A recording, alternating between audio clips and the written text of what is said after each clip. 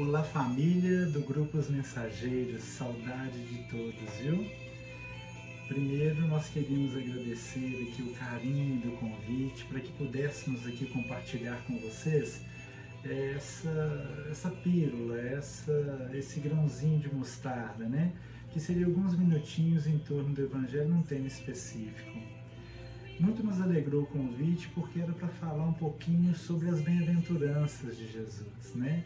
Aquele sermão do monte ali onde Jesus declama quase que um poema para a humanidade através de um convite singular para o crescimento do ser, mostrando uma proposta que certamente irá nos envolver a todos em nossa caminhada.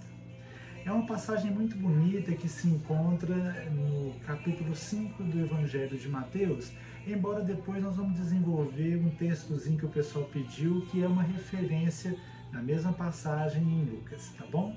Mas lá em Mateus é muito gostoso porque diz que Jesus, vendo a multidão, ele subiu um monte e, assentando-se, aproximaram-se dele os seus discípulos e ele, abrindo a sua boca, os ensinava, dizendo.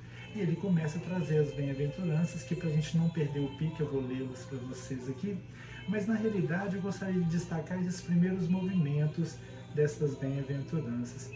Jesus, quando vê a multidão, que significa um personagem interessante no Evangelho, muito visto em várias passagens, em várias parábolas, Jesus, quando vê a multidão, ele se eleva, ele sobe o monte, ele destaca-se, ele não se envolve com a multidão, que traz a representatividade de um personagem complexo.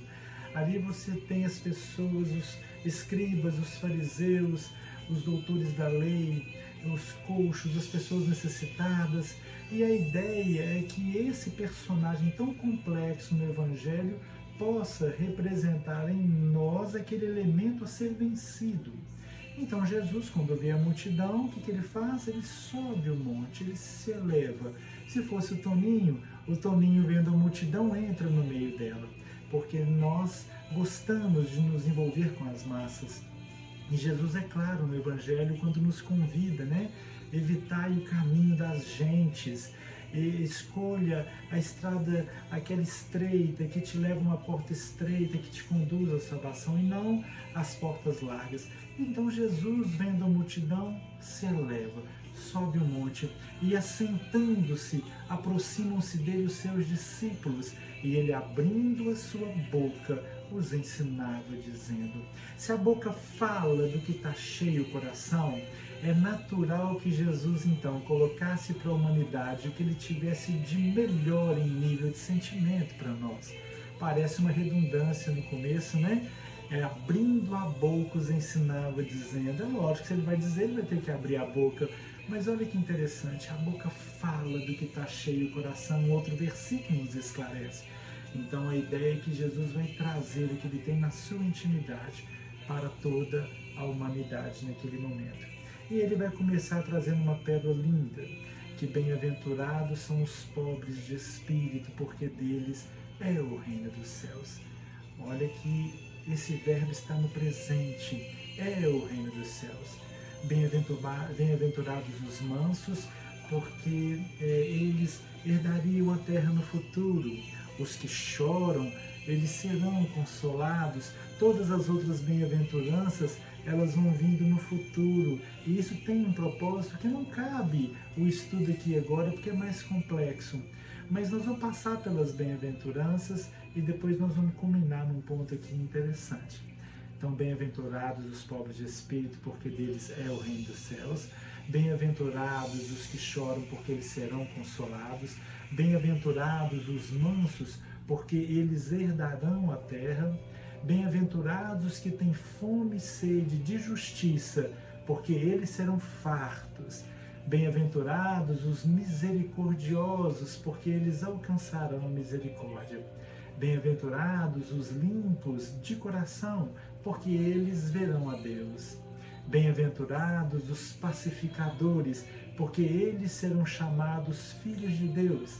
Bem-aventurados os que sofrem perseguição por causa da justiça. Repare, porque deles é o reino dos céus. Entramos na sétima bem-aventurança, voltando ao presente de um reino que já vai nos bafejando pela proposta de termos galgado passo a passo cada bem-aventurança que nos projetaria para o futuro das benesses.